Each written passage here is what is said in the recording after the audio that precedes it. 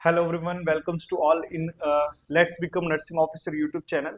तो बेसिकली आज का जो हमारा वीडियो है वो बहुत इंपॉर्टेंट है आप सभी लोगों के लिए कि जैसा कि आपको पता है कि एग्ज़ाम हमारा जो नॉर्सेट का है वो 14 अप्रैल को होना है, प्री नॉर्सेट का एग्ज़ाम।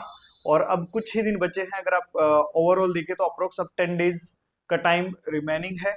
और अपने आप को इस 10 दिन में मैनेज करना आप लोगों के लिए आज के टाइम पे बहुत ही मुश्किल टास्क होगा और आप लोग बहुत ज्यादा चिंतित भी होंगे इस चीज को लेकर के। तो ये वीडियो उसी के रिगार्डिंग है। सबसे पहली बात तो देखो, आप जो मैक्सिमम लोग मेरे से क्वेश्चन पूछ रहे हैं वो ये पूछ रहे हैं कि सर ये अपने जो लास्ट के 10 दिन है उसको कैसे मैनेज किया जाए या किस तरह से चीजों को हैंडल किया जाए या प्रिपरेशन को किस तरह से किया जाए। तो देखो, इसका जवाब मैं आप लोगों को ऐसे अगर मैं इनडायरेक्टली बोलूँ कि नहीं आप 10 दिन में प्रिपरेशन करके आप सिलेक्ट हो सकते हो या कुछ है, तो वो जस्ट एक झूठी बात होगी। उसमें कहीं कोई ठोस लाइक जो उसके पीछे लॉजिक है वो रहेगा नहीं, है ना। लेकिन हाँ, बेसिकली अगर आप प्रिपरेशन करने का सोच रहे हैं और अब आप चाह रहे हैं कि पेपर अच्छे से, तो मैं आपको डीमोटिवेट नहीं करना चाह रहा या कुछ भी है। तो आप किसी ना किसी तरह से एटलीस्ट कुछ तो करके पेपर पेपर जब देना ही है तो एटलीस्ट थोड़ा बहुत कुछ करके तो पेपर दे ही सकते हैं। तो जो भी क्वेश्चंस आप लोगों के सब आ रहे हैं उन्हीं सब का जवाब मैं आप लोगों को एक साथ देना चाहूंगा इस वीडियो के थ्रू।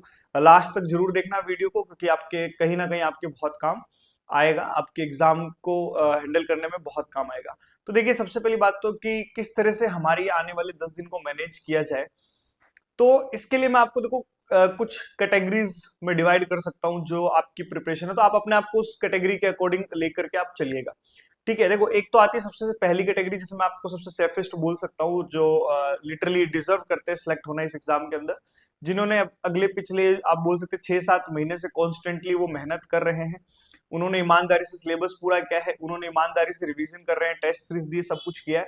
तो सबसे पहले उन्हीं के लिए सबसे पहली बात तो आप लोगों को चिंता करने की जरूरत ही नहीं है कि अगर आपने 6-7 महीने से ज्यादा पढ़ाई कर रखी है तो आप ऑलरेडी एक तरह से लाइक अच्छे स्टैंड पर होंगे, अच्छे से एक पोजीशन पे होंगे। तो आप लोगों से बस मैं इतना ही कहना चाहूंगा कि आप ज्यादा लाइक उसको पैनिक मत कीजिएगा, क्योंकि आपने तैयारी की है और आपका ही सिलेक्शन होगा।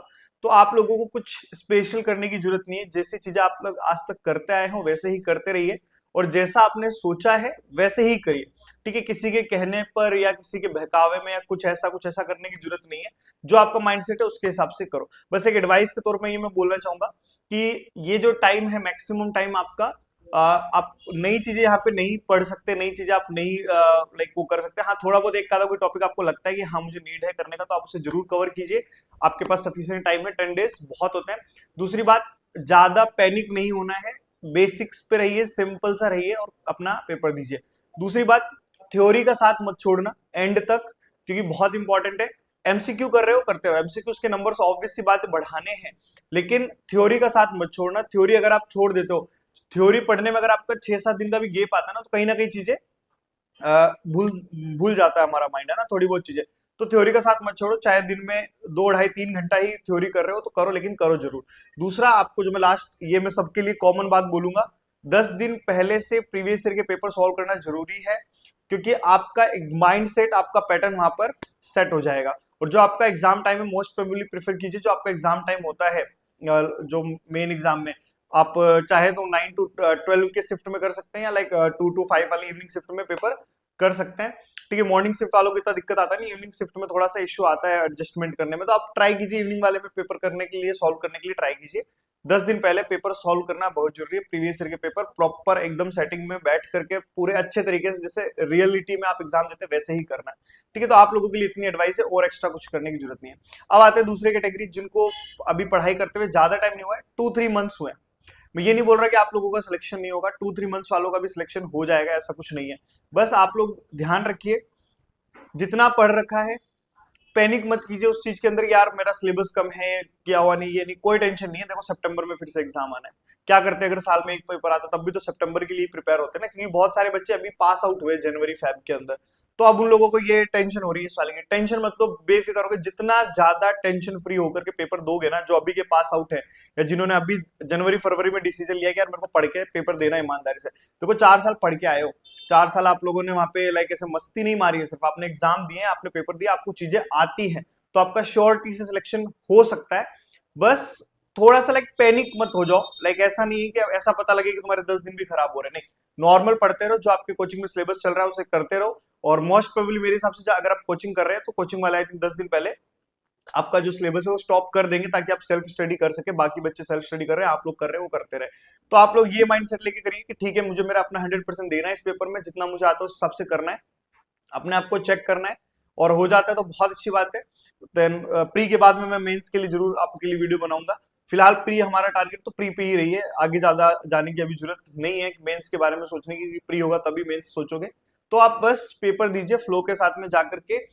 वही एडिशनल यही चीज करूंगा कि अब आप ऐसा नहीं कि आप 15 दिन में सिलेबस कर लेंगे, ठीक है, तो एटलीस्ट कोई भी एक बुक उठा लो, जैसे जो आपको नॉर्मली भी करनी है, तो आप जैसे पीआर यादव उठा सकते हो, ठीक है। टारगेट हाई भी अगर बोलूंगा तो टारगेट हाई में नंबर ऑफ एमसीक्यूज बहुत ज्यादा है, तो मेरे हिसाब से कर पाना मुश्किल है। पीआर यादव इजी है, सफिशियंट है। आप पीआर यादव 7 से 10 दिन में एमसीक्यू सारे निकाल सकते हो। तो आप अगर सिलेबस नहीं कंप्लीट कर रखा है आप लोगों ने, तो एटलीस्ट बस पीआर यादव के एमसीक्यूज पे गो थ्रू कर लीजिए। साथ में एडिशनल जैसा मैंने आपको बताया है, डेली एक प्रीवियस ईयर का पेपर करना जरूरी है, वो भी प्रॉपर सेटिंग में बैठ करके, जैसे एग्जाम में दे करके बैठते हो, ईमानदारी से 2 घंटे बैठ जाओ, ठीक है। 3 घंटे देने की जरूरत नहीं है कि नहीं सर ने बोला एकदम ओरिजिनल सेटिंग के अंदर, नहीं। और सॉरी, वैसे भी अब तो 1.5 घंटे का पेपर ही है, ठीक है। तो 100 क्वेश्चन में डिवाइड करके करो, एक दिन में 100 ही क्वेश्चन करो, 200 मत करो, क्योंकि पहले पेपर 200 क्वेश्चन क्यों है, एक दिन में 100 क्वेश्चन।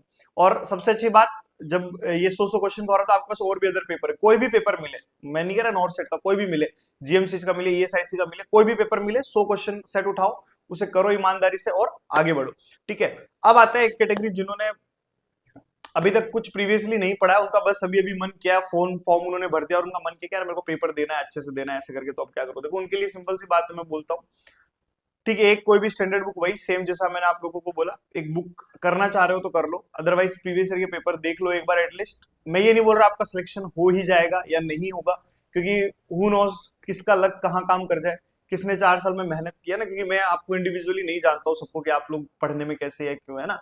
तो हो सकता है, ऐसा कुछ नहीं है, हो सकता है आपका प्रीवियस नॉलेज इतना अच्छा काम कर जाए कि आपके क्वेश्चन सही हो जाए। क्या करना है, 100 में से 70 ही तो सही होने हैं, 70 सही हुए तो काम बन जाएगा। तो क्या पता आपका दिन उस दिन इतना अच्छा हो, इतनी किस्मत अच्छी हो और आपके 10 दिन आपने जो चीजें पढ़ी हो वही एग्जाम में आपको देखने को मिल जाए, है ना। थोड़ा सा लाइक बहुत लक बाय चांस वाली चीज है, बट पॉसिबल है, ठीक है। ऐसा कभी इम्पॉसिबल नाम की चीज है ही नहीं। लेकिन हाँ, आप अगर अपने 10 दिन अच्छे से तैयारी करना चाह रहे हैं तो मैं यही बोलूंगा, एक स्टैंडर्ड बुक कर लो, एमसीक्यू, थ्योरी पढ़ने की जरूरत नहीं है, अब थ्योरी नहीं होगी आपसे, अगर आपने अभी तक थ्योरी नहीं पढ़ी तो अब भी मत पढ़ो, लास्ट में बस एमसीक्यू निकालो, प्रीवियस ईयर के पेपर पढ़ो। तो ये मेरी एडवाइस है आप सभी लोगों को, हर एक कैटेगरी के स्टूडेंट्स को मैंने यहाँ पे डिवाइड कर लिया है। और सबसे बड़ी बात देखिए, ये जो टाइम पीरियड है, एक्चुअल में इस टाइम पे एंजाइटी बहुत ज्यादा होती है, ठीक है। एंजाइटी के साथ साथ टेंशन होती है, यार होगा कि नहीं होगा। तो देखो मैं बताता हूँ, इस चीज से कुछ भी नहीं होगा, तुम तो बस ये सोचो कोई बात नहीं, ये तो लाइक है हमारे पास एडिशनल, हमें देना है, नहीं हुआ कुछ नहीं है, 3 महीने बाद नेक्स्ट पेपर है, ठीक है, सीधी सी बात है ना। अपने आप को ऐसे करके पॉजिटिव रखोगे, होगा तो बहुत अच्छी बात है, होना ही चाहिए।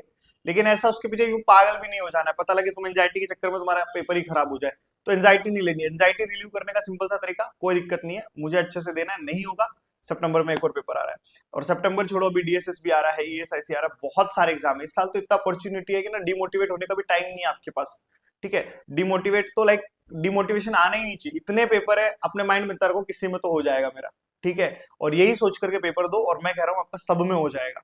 अगर आप पॉजिटिव रहे ना, नेगेटिव नहीं किया अपने आप को, आपका एक एग्जाम छोड़ो, आपके सारे एग्जाम में सिलेक्शन हो जाएगा। आप खुद चूज करेंगे, आज अभी आज ये पूछो ना सर के कैसे पढ़े पढ़े, आज ये माइंड मारोगे साला अंडमान निकोबार में भी मिल जाए तो भी चला जाऊंगा। एक दिन ऐसा आएगा, ज्यादा दूर नहीं है वो दिन, मुश्किल से 30 या 40 दिन, 30-40 दिन बाद ऐसा दिन आएगा जब आप हमसे पूछोगे सर कौन सा एम्स चूज करें, है ना। तो मैं चाहता हूँ कि आप सभी लोग उस पोजीशन पे आए कि जहां आज आप बोल रहे हैं कि मैं कहीं पे भी चला जाऊंगा, तो वहां से आपकी जर्नी वो वहां तक पहुंचे कि आप मेरे से ये एडवाइस लें, सर चॉइस फीलिंग कैसे करें, कौन सा एम्स बेहतर है, ये सब चीजें करें, है ना। तो सभी लोगों को ऑल द बेस्ट। और कोई भी इसके अलावा कोई भी इश्यू, आप मेरे को डायरेक्ट इंस्टाग्राम पर डीएम भी कर सकते हैं, नहीं तो आप कमेंट बॉक्स में कमेंट डाल सकते हैं अपना, मैं जरूर देखता हूँ, और जैसे ही मेरे को मिलता है मैं कंसिडर करके आपको जरूर रिप्लाई देता हूँ, ठीक है। तो थैंक यू सो मच, मिलते हैं नेक्स्ट वीडियो में, और मैक्सिमम से मैक्सिमम लोगों के साथ शेयर कीजिएगा, ताकि सभी लोगों को इसका जो उनका टाइम है ये 10 दिन का अच्छे से मैनेज हो सके, उनको ज्यादा टेंशन लेने की जरूरत ना हो। Thank you so much.